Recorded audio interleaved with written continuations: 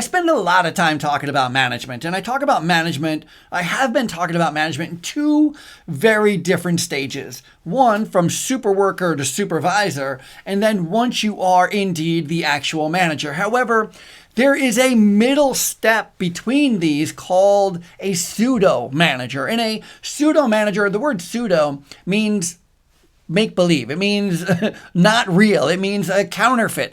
And in this case, it kind of means manager in title only. And how to tell if you're a pseudo manager? A pseudo manager doesn't have any ability to make any reasonable changes. They don't. If you don't have the ability to reprimand an employee, for instance, you don't have the ability to terminate an employee. You don't have the ability to make financial decisions regarding your department and your position.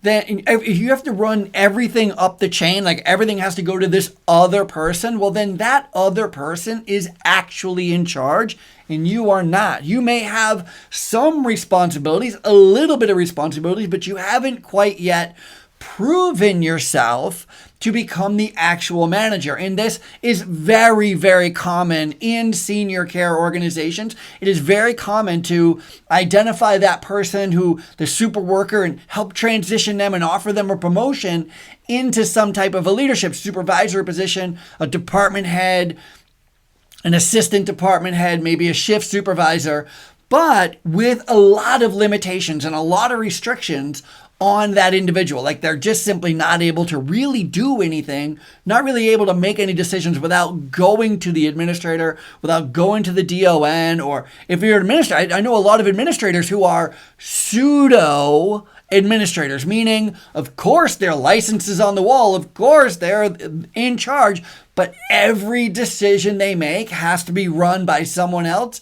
That is a pseudo administrator. That's not actually somebody in charge. The person who's actually in charge is the one who does make the decisions. The person you're going to for decision making, they're the ones who are actually in charge. So the question then is, how do you become a manager from a pseudo manager? It's easy enough to talk about going from a super worker to a supervisor. And if we haven't had this conversation already, it's really simple.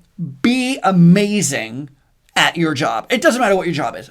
Be the best dishwasher. Be the best housekeeper. Be the best CNA. Be the best nurse. Be the best business office worker. Be the best HR clerk. Be the best activities worker. Like whatever the position you have, master it. Like become the absolute best at it. That is how you get promoted into a leadership position, because everybody will recognize how amazing you are at that position. And they're like, oh my God, as soon as there's an opening, you know who'd be great at that position? Her.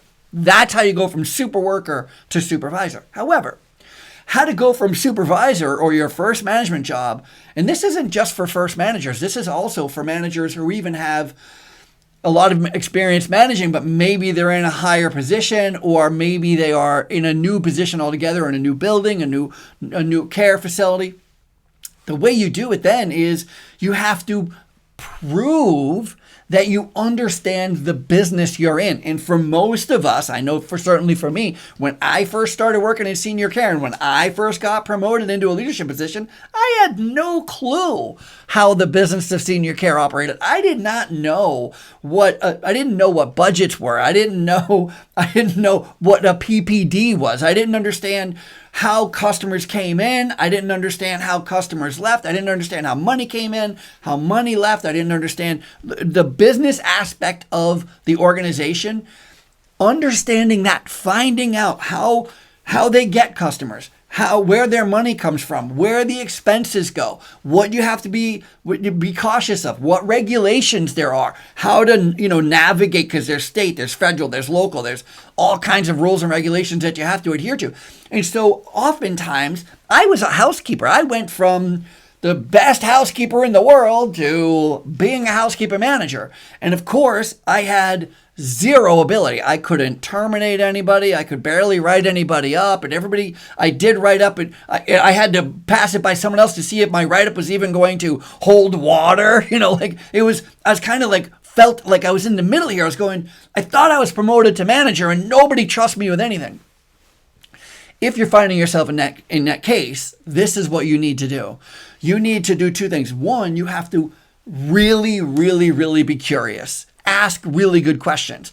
Every time a decision is made, try to be in the office. Try to get inside your boss's head. Ask questions like, why did you go with that person instead of this person? Why'd you go with this vendor instead of that vendor? Why'd you decide this day instead of that day? Just to start understanding their thinking, to see how they operate the business, because they're operating with inside the parameters that are legal, that are the mission orientated, that the vision for the organization, that, all of these things. And so once you start exposing yourself, and you, by the way, you're the only one who can expose yourself to this stuff. You have to ask good questions. You have to be curious. If you're one of those people that 3:00, I'm going to punch out and go home and just going to leave my job behind, it's going to take you a lot longer to become the actual manager. I know a lot of pseudo managers who have been pseudo managers for decades, and they're like, they don't know why. I don't know why I've never been able to make a decision. And it's because they've never invested the time to fully understand and appreciate how their organization works, how their business works.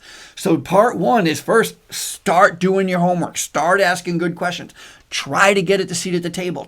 Pay attention to all morning meetings. When you go there, bring a piece of paper and a pen. It's not smoke and joke hour. It's let's learn how this business is operating. How does this department run? How does that department run? How do they run together? Understanding these fundamentals. And then from there, you need to start demonstrating that you have this knowledge, demonstrating that you would make good decisions, that you do understand the business of senior care. Once you start demonstrating and people go, oh my God, she does know the business of senior care, he does know the business of senior care, and you start making reasonable arguments for, I remember going to bat for employees for wage increases. When I first started, I was like, that person needs a raise, that person needs a raise. And my boss above me was like, nope. You're not allowed to give anybody a raise, because according to you, everybody's going to get a raise. And we can't afford that, because I was like a little lost in that. So once I started to uncover what it looks like financially, what an average wage rate is financially, what makes it go up and what makes it go down, how to manage hours, what the management of hours overall impact of the organization, what OBS is, over budget spending, like all of these things. And I started to demonstrate my knowledge. That's how I got promoted from a pseudo manager only in title, to an actual manager. And then here's the most amazing thing. Once you get promoted into that actual management, you make that leap, you're actually going to get promoted into a higher level of management. So you went from super worker, just being the best at your job, promoted into supervisor.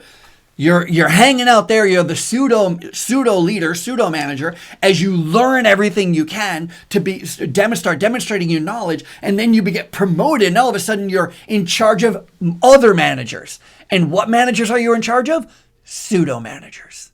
My name is Ralph Peterson. If you found this helpful, please click subscribe, hit the notification bell, or unless you're on LinkedIn here or Facebook or wherever it is you're seeing this, make sure that you like and comment and share this video. I have a ton more of these to give, a lot of questions. If you have any questions for me, please feel free, reach out and let me know. By the way, Senior Care Leadership Academy is my leadership academy. It's how I help senior care leaders accelerate their career in management. If you're interested, go to seniorcareleadership.com. We have classes running all the time. Love to see you there. Take care.